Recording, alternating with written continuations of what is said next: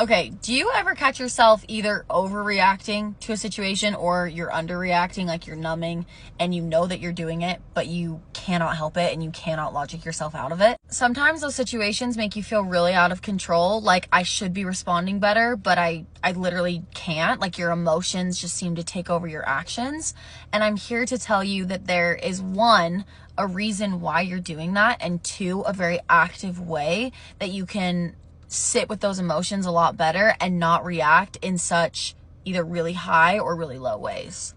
If you feel like you are subjected to that, I would highly recommend listening to the episode we just released. It's with trauma therapist Kelly Houghton Anderson, and everything she said completely changed the way that I think about trauma.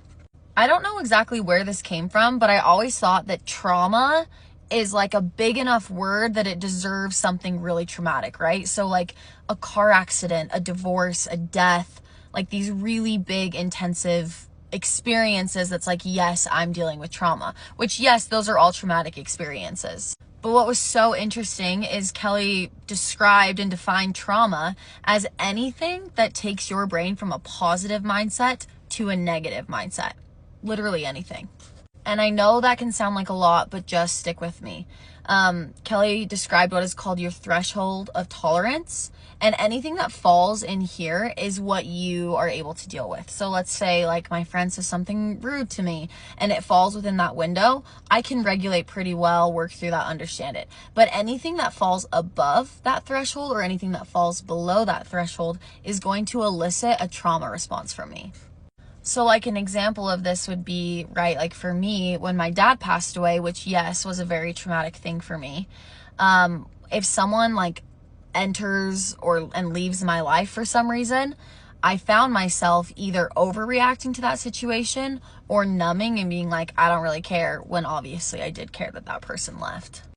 But then when that person who left, let's say like it was a really not great relationship, right? Someone that wasn't benefiting or adding to my life.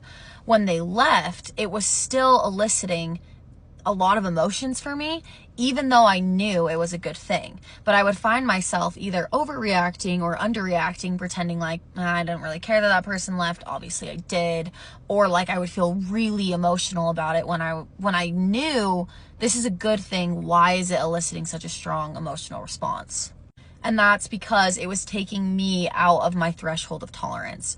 And Kelly lists 4 steps. I won't go super into depth with them, but I highly recommend listening to the podcast episode if, as you're listening to this, you're like, yes, I tend to do this.